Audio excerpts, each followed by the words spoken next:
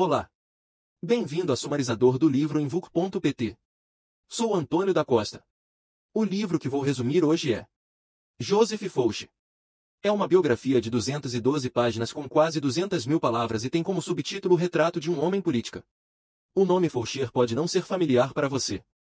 Mas ambos os seus chefes, Robespierre e Napoleão, eram celebridades de classe mundial e, no final dos séculos XVIII e XIX, Fouché foi ativo na política francesa ao lado destes dois chefes famosos. No entanto, ele os traiu e até os perseguiu, o que lhe valeu o apelido de camaleão político. Tanto Balzac quanto Alexandre Dumas retrataram Fouché em seus romances. Mas Zweig foi o primeiro a escrever uma biografia séria de Fouché. Porque Zweig, o grande escritor, usou um livro especial para escrever sobre o vilão Fouché. É importante saber que as biografias mais famosas de Zweig, como Quando as Estrelas da Humanidade Brilham, foram escritas sobre figuras literárias, exploradores e revolucionários que tiveram impacto no mundo. Comparado a essas pessoas, Fouché, o político errático, é muito pequeno. Mas Zweig disse, Fouché teve seus momentos. No final do século XVIII, na política francesa, mudou de lado 7 vezes, mas venceu após uma luta política brutal e sobreviveu. Esse tipo de capacidade de sobrevivência notável é um tipo de habilidade. Além disso, Fouché também estabeleceu a primeira força policial secreta da Europa. Graças à sua compreensão do lado negro da natureza humana, ele se tornou o braço direito inseparável de Napoleão e até mesmo chefe do governo francês. Um homem como ele, sem ismos, mas extremamente frio e cheio de trevas, é um capítulo indispensável em qualquer história política. Zweig nos conta que escreve sobre Fouché para nos lembrar que, na história real, os heróis não desempenham necessariamente o papel principal. Embora heróis como Napoleão e Robespierre tenham influenciado a tendência da época, ao entrarem no labirinto da Realpolitik, ao se depararem com lutadores enganadores, tiveram que contar com um homem forte, tão forte quanto Fouché. Ele foi uma figura sem ideais políticos ou heroísmo que decidiu o destino de 2 reis e 2 imperadores em menos de 30 anos. Mas quando os historiadores e escritores olham para trás, gostam de escrever sobre heróis e glorificar os banhos de sangue em lendas românticas. Zweig não seguirá esse caminho antigo. Ele queria escrever Quando as Estrelas da Humanidade Brilham e também ser um anti-herói como Fouché. Zweig nos alerta que a história e a natureza humana são extremamente complexas. Um vencedor não é necessariamente porque ele é bom.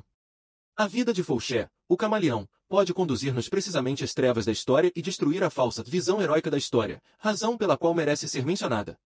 Ao examinar a carreira política de Fouché, Zweig também faz pleno uso de sua experiência como mestre literário para retratar vividamente o estado psicológico deste notável personagem.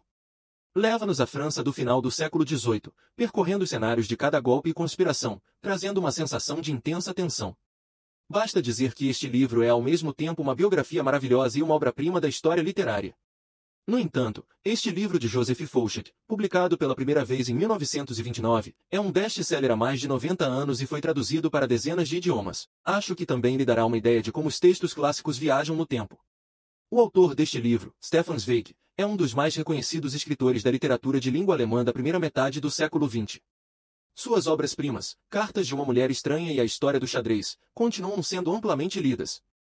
Além de romances, Zweig também se especializou em escrever biografias. Baseando-se em ricos materiais históricos e acrescentando uma perspectiva psicanalítica, retrata a vida de figuras históricas como Nietzsche e Tolstói com grande atenção. Abaixo apresentarei o conteúdo principal do livro em 2 partes. Primeiro veremos como Fouché, um jovem de uma pequena cidade, se destacou na política francesa e se tornou um prestigiado professor de sobrevivência. Na segunda parte mostrarei como Fouché se tornou o favorito de Napoleão, como ocorreu a rixa entre os dois homens e qual era o segredo de seu relacionamento. A primeira parte. Antes de começar a contar sobre o que é este livro, deixe-me fazer uma pergunta. Convencer 1 ou 2 pessoas e persuadir 1 ou 200 pessoas, qual é a diferença nas competências exigidas? Esta é uma pergunta difícil de responder à primeira vista. Todos já ouvimos a expressão persuasão racional, mas também sabemos que a persuasão emocional tem o mesmo efeito em muitos casos.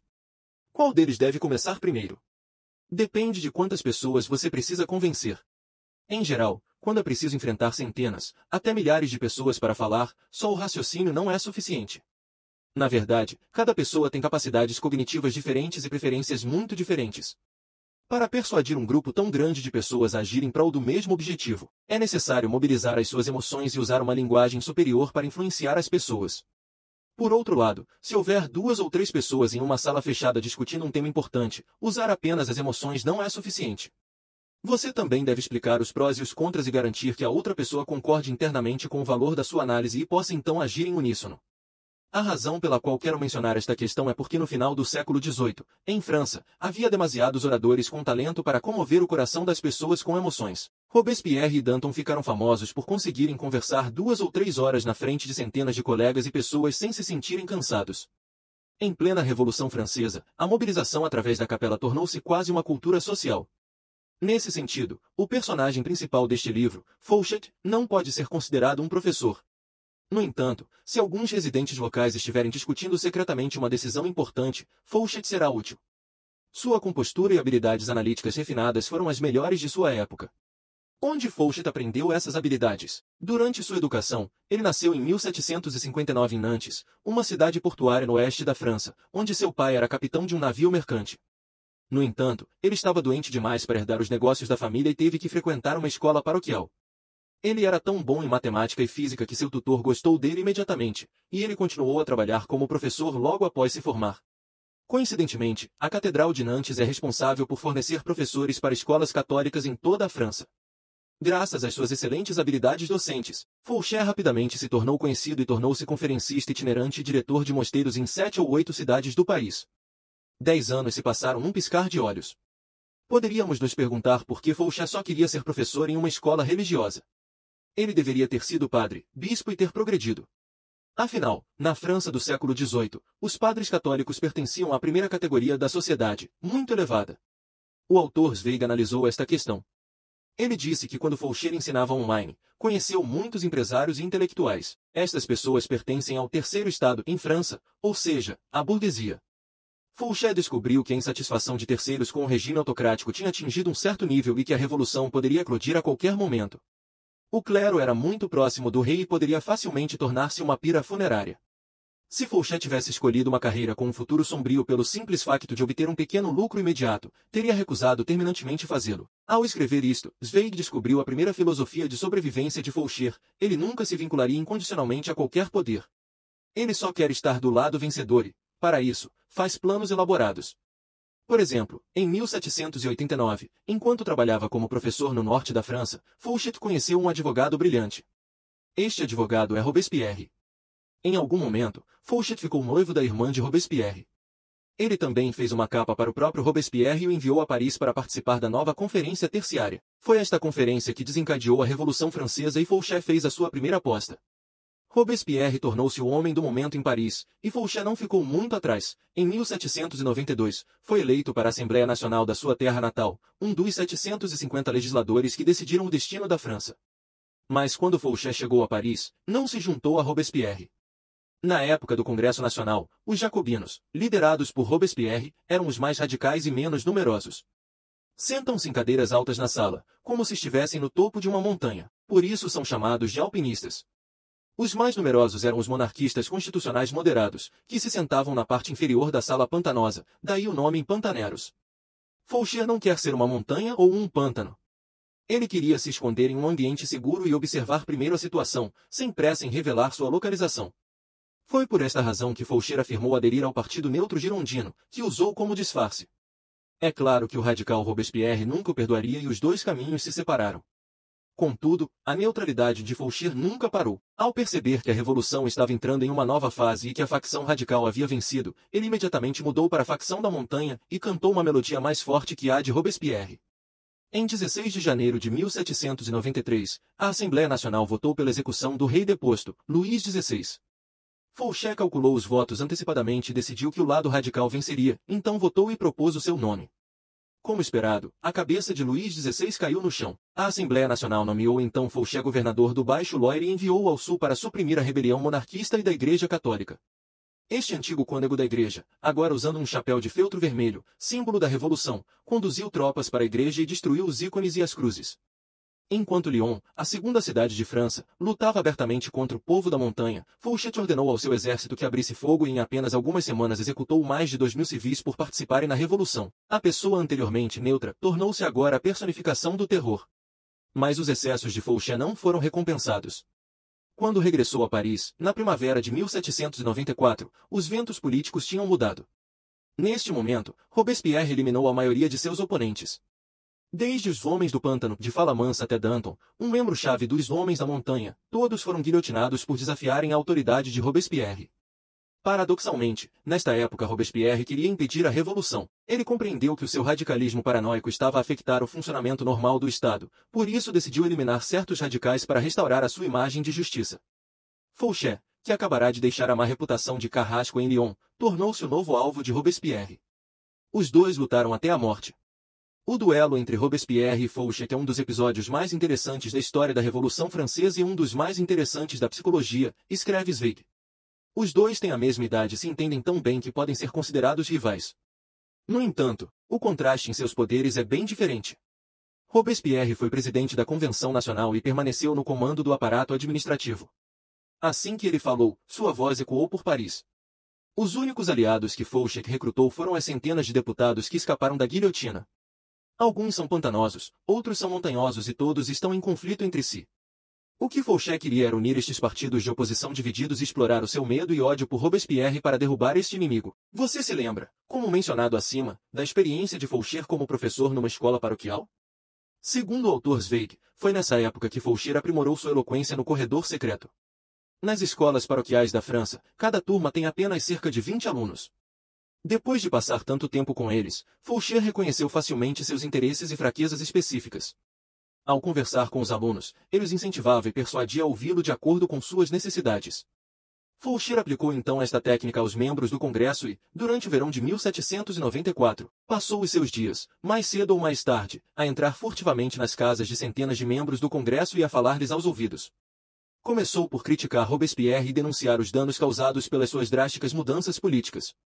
Fouché começou então a explorar os medos das pessoas. Tem uma lista negra que Robespierre acabou de fazer e você está nela, declarou. Você será cortado. A menos que Robespierre seja eliminado, estamos condenados. Quantas pessoas podem ser influenciadas por tal combinação de emoções e razão? Barras, senador da Escola da Montanha, tornou-se prisioneiro mental de Fouché. Ele controlava a Guarda Nacional, estacionada em Paris. Foi este exército que decidiu o destino de Robespierre. Um programa adaptado às necessidades e fraquezas de cada indivíduo é a segunda filosofia de sobrevivência de Fouché. Robespierre não entendeu isso exatamente. Ele sempre confiou em suas habilidades de falar em público, acreditando que se disparasse seus canhões verbais seus oponentes entrariam em colapso. E assim Robespierre lançou o ataque a Fouché na Câmara do Parlamento em 27 de julho de 1794, onde surpreendentemente o ataque de Fouché contra ele não teve sucesso. O que é surpreendente é que Fouché nem apareceu. Nas últimas semanas ele conspirou com todos os seus adversários e agora pode esperar por boas notícias. Assim, Robespierre acabava de iniciar o seu longo discurso quando foi interrompido pelos delegados seguintes, que rapidamente expressaram o seu descontentamento com ele. À noite, o exército avançou, jogou Robespierre na prisão e no dia seguinte mandou-o direto para a guilhotina, e em 1795, com o restabelecimento de um novo governo, o governo do Doge, auge da Revolução. Será concluído. Segundo nosso bom senso, Fouché deveria ter recebido um cargo na administração ducal pelos seus esforços para derrubar Robespierre, certo? Posso te ajudar. De 1795 a 1798, Fouché retirou-se completamente da política, mesmo como deputado. Esta anomalia pode ser explicada por dois motivos. Primeiro, embora Fouché tivesse derrotado Robespierre, a sua reputação como o carrasco de Lyon ainda não tinha desaparecido. A maioria dos funcionários do governo, pertencentes à facção Gironda, não queriam ser associados a uma figura tão notória. Além disso, a filosofia original de sobrevivência de Fouché funcionou. Após a morte de Robespierre, a política francesa caiu novamente no caos. A administração do governador está atolada em lutas internas e enfrenta ameaças de aliados anti-franceses, pelo que se pode dizer que se encontra num estado de crise. Num momento como este, Fouché certamente tem que ter cuidado. Mas retirar-se da política não significou retirar-se da política e, nos últimos 5 anos do século XVIII, a França foi envolvida na guerra. Os monarquistas estavam em revolta e as várias facções do Doge estavam em guerra entre si. Luís XVIII, irmão mais novo de Luís XVI, também estava em movimento, apoiado pela Grã-Bretanha e pela Rússia. Para lutar, você precisa de munição. O fornecimento de munições para a França estava nas mãos de um homem. O nome desse homem era Barras, aliado de Fouché e hoje uma figura importante no governo Doge. Barras quer perceber o poder que tem em mãos, mas não pode fazê-lo publicamente e precisa encontrar alguém perspicaz e sensível para atuar como seu representante. Fouché é a escolha perfeita. Assim, em 1797, Fouché e Barras formaram uma aliança.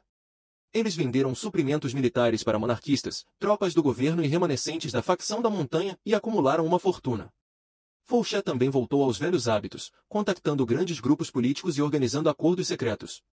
É hora de ele voltar à política. Em julho de 1799, a notícia se espalhou por Paris. Fauchet, escondido há mais de 4 anos, tornou-se ministro da polícia do governo do governador e chefe da Polícia Nacional. Foi seu velho amigo Barras quem o acordou da hibernação. Segundo Barras, o governo fragmentado do Doge não conseguiu resolver as profundas crises internas e externas e precisava de mudanças. Além disso, havia 5 chefes do governo Doge e era mais ou menos desconfortável para ele tornar-se um deles. Ele planejava apoiar 2 recém-chegados, um para ajudá-lo a monitorar adversários políticos e resolver problemas internos, o outro para liderar tropas na batalha e eliminar inimigos externos. O primeiro foi, claro, Fauchet, e o segundo, um jovem general de 30 anos chamado Napoleão Bonaparte. Mas o que Barras não sabia é que Fauchet estava descontente com ele. Ele viu o talento pessoal e a ambição política de Napoleão e decidiu ajudá-lo a derrubar o governo do governador e tornar-se ditador. Assim começou uma parceria de 16 anos entre Napoleão e Fauchet. A segunda parte bem, acima está o livro Joseph Fauchet, que descreve o processo de Fauchet se tornar um mestre da sobrevivência através da especulação sobre a revolução. Mas sobreviver não é viver bem e a partir de 1799 Fauchet alcançou grandes alturas graças a uma ferramenta que fez com as próprias mãos. Esta ferramenta é a inteligência de rede.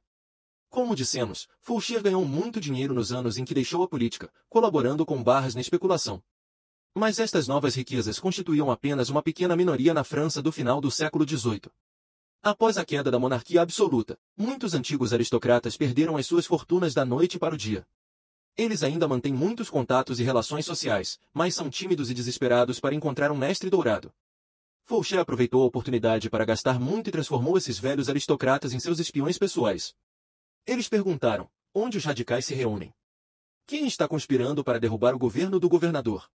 Que notícias chegam do mensageiro de Luís XVIII? E então contaram a Fauchet. Quando Fauchet se tornou ministro da polícia, simplesmente legalizou esta rede de espionagem e transformou-a na primeira polícia secreta da Europa moderna. Naquela época, em Paris, os agentes de Fauchet e os seus informantes estavam presentes em todas as salas culturais, em todos os hotéis, até em todos os bordéis luxuosos. Fauchet gostava especialmente de recrutar mulheres aristocráticas, de grande prestígio na arena social, para serem suas informantes. Através destes informantes, ele não só soube quais funcionários haviam aceitado subornos e quais figuras famosas tinham novas namoradas, mas também avaliou os pontos fortes e fracos de cada facção. É interessante notar que Fauchet construiu esta rede de inteligência não para o seu velho amigo Barras ou para o governo do governador, mas para si mesmo. Ele não apenas espionou os militares e a sociedade, mas também seus próprios superiores. Todos os dias, Fauchet passava 10 horas em seu escritório, revisando pessoalmente todos os conselhos e reunindo-se com informantes-chave. As decisões de prender e executar presos políticos também foram tomadas exclusivamente por ele. Se encontrar documentos negros sobre colegas e superiores, ele os guarda cuidadosamente em um cofre e os mantém em segredo.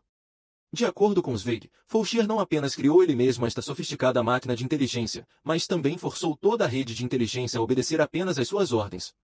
Quando deseja atrair alguém, ele compartilha generosamente as informações que coletou. Quando quer enganar alguém, não diz nada sobre os perigos que o aguardam. O poderoso Barras, que supostamente usava Fauchet como homem-ferramenta, agora é manipulado por ele. Entre os informantes desenvolvidos por Fauchet está Josefina. Ela era viúva de um nobre general e da socialite mais famosa de Paris. Em 1796, Joséphine casou-se pela segunda vez com Napoleão, uma estrela em ascensão no exército. Assim que Fauchet se tornou ministro da polícia, aprendeu com Joséphine toda a história, caráter e interesses da família de Napoleão. Fauchet estava bem ciente de que Napoleão tinha um grande potencial político e grandes ambições de superioridade, e que nunca estaria pronto para se tornar um mero general. Assim, em 1799, quando Napoleão acabava de regressar da frente, Fauchet foi imediatamente visitá-lo e esperou uma hora no banco à porta. Como lembra Napoleão, na primeira vez que se encontraram, Fauchet explicou-lhe claramente as características do governo. Ele também deu a entender que se Napoleão quisesse dar um golpe de Estado e tomar o poder supremo, ele poderia ajudá-lo. Que tipo de ajuda? O objetivo era interceptar informações essenciais, para que outros funcionários do governo do governador não percebessem que Napoleão estava a tentar tomar o poder. Desta forma, todo o governo ficaria surdo e cego, impotente para reagir. Em 9 de novembro de 1799, Napoleão conseguiu tomar o poder e formou um governo executivo liderado por ele mesmo. A primeira decisão do novo mestre foi manter Fauchet como ministro da polícia e a segunda foi expulsar seu amigo político, Barras. Por que os destinos de Fauchet e Barras foram tão diferentes? Segundo Zweig, esta é a terceira filosofia de sobrevivência de Faucher. Ele diz que o que Faucher queria era um poder substancial para manipular e influenciar os outros, mas ele pouco se importa com a aparência ostentosa do poder. Ele não quer uma falsa reputação, nem ostentação e prazer na vida, e não conspira abertamente contra os outros. Barras, por outro lado, foi exatamente o oposto. Ele esperava que Napoleão se valorizasse, concedesse a si mesmo uma variedade de títulos de alto escalão e proeminência, que tocassem a balança de Napoleão. Os dois homens eram muito diferentes um do outro. A partir de 1799, Napoleão e Faucher estabeleceram uma forte relação senhor-servo.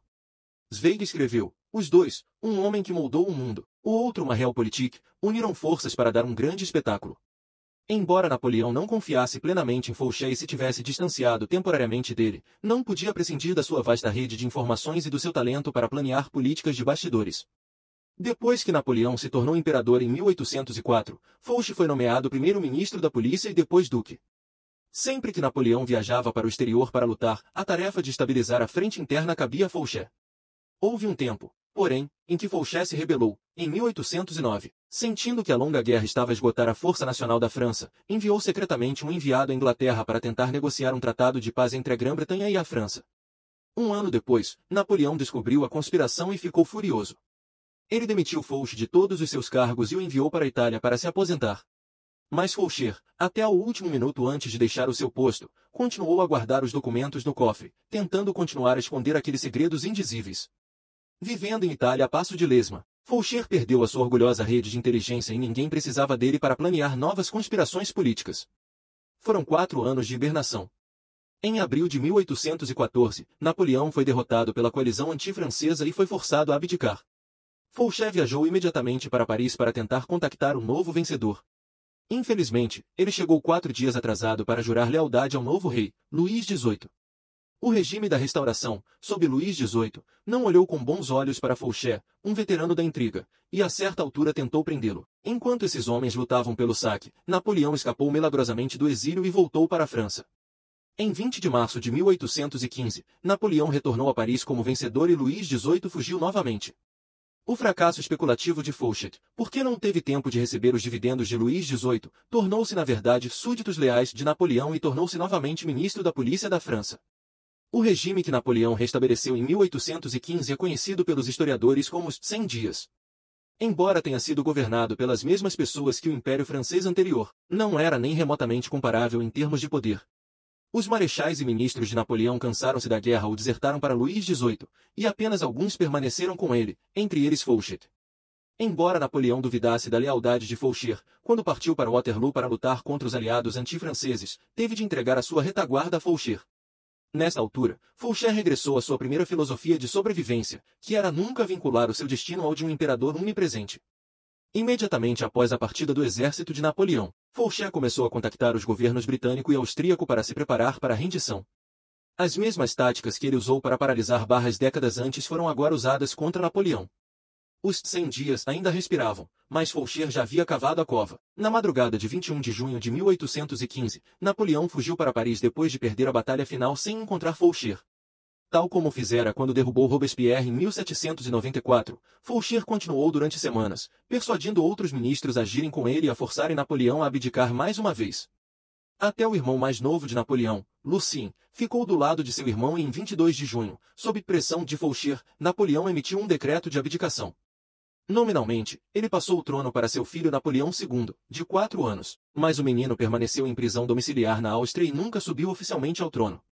Para lidar com os escombros em Paris, foi formado um novo gabinete de 5 pessoas chefiado por ninguém menos que o próprio Faucher, que, aos 56 anos, pela primeira vez na vida, deixou de ser servo e tornou-se senhor da França. Infelizmente, Faucher dominou todas as artes da sobrevivência, mas não soube como se tornar um mestre do poder.